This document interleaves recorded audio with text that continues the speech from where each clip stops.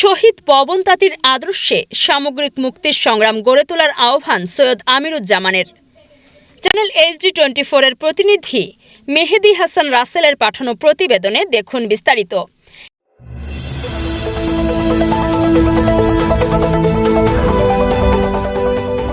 একাত্তরের মহান মুক্তিযুদ্ধের সংগঠক, বাংলাদেশের চা শ্রমিক সম্প্রদায়ের প্রথম গ্রাজুয়েট ও শহীদ কমরেড পবন কুমার তাঁতির স্মরণে আয়োজিত আলোচনা সভায় তার অসামান্য অবদানকে সরকারিভাবে স্বীকৃতি না পাওয়াকে দুঃখজনক মন্তব্য করেছেন বাংলাদেশের ওয়ার্কার্স পার্টির মৌলভীবাজার জেলা কমিটির সদস্য, RP নিউজ সম্পাদক ও বিশিষ্ট কলামিস্ট কমরেড সৈয়দ আমিরুজ্জামান। শহীদ কমরেড পবন কুমার তাঁতির স্মরণে আয়োজিত আলোচনা সভায় প্রধান অতিথির বক্তব্যে তিনি বলেন, শহীদ পবন তাঁতি ছিলেন সমাজ পরিবর্তনের সৈনিক। তিনি আর্থসামাজিক ব্যবস্থার আমূল রূপান্তর চেয়েছিলেন। আজ তার আদর্শ ধারণ করে শোষণ বৈষম্যহীন জনগণের গণতান্ত্রিক, আধুনিক ও সমৃদ্ধ বাংলাদেশ গড়তে সামগ্রিক মুক্তির সংগ্রাম গড়ে তুলতে হবে। শুক্রবার সন্ধ্যায় শ্রীমঙ্গলের রাজঘাট চা বাগানের কেন্দ্রীয় শহীদ মিনার প্রাঙ্গণে বাগান পঞ্চায়েত কমিটি, চা শ্রমিকবৃন্দ, ছাত্র সংগঠন ও স্থানীয় যুবকদের সার্বিক সহযোগিতায় শহীদ পবন তাঁতি স্মৃতি পরিষদ স্মরণসভার আয়োজন করে। অনুষ্ঠানে বিশেষ অতিথি হিসেবে বক্তব্য দেন চাম্পাড়ায় চা বাগানের স্বামী বিবেকানন্দ শিক্ষা ও সামাজিক সংগঠনের প্রতিষ্ঠাতা সভাপতি ধনঞ্জয় যাদব। আমার চেয়েও বড় বুদ্ধিজীবী হতো, আমার চেয়েও বড় লেখক হতো।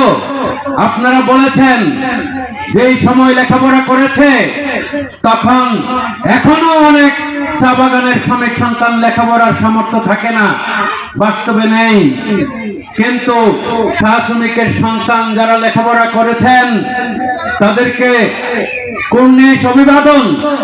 এই কর্নিশ অভিবাদন চা শ্রমিকের সন্তান হিসেবে নয়, কারণ তারা হচ্ছে আলোর পথের যাত্রী। এই চা শ্রমিকের সন্তান চা শ্রমিক।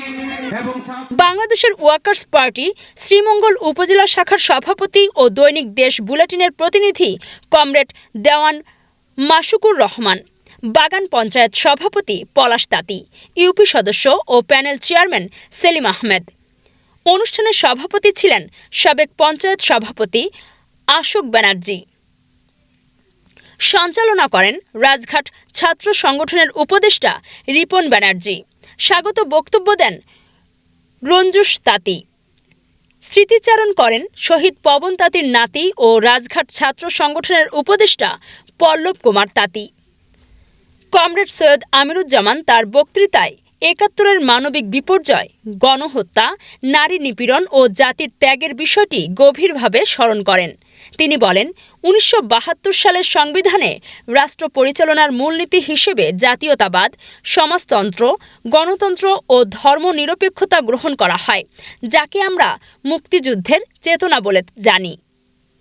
এই চেতনা এসেছে 30 লাখ শহীদের ত্যাগের বিনিময়ে। আজ সেই চেতনা পুনরুদ্ধার ও প্রতিষ্ঠায় সকলকে ঐক্যবদ্ধভাবে এগিয়ে আসতে হবে।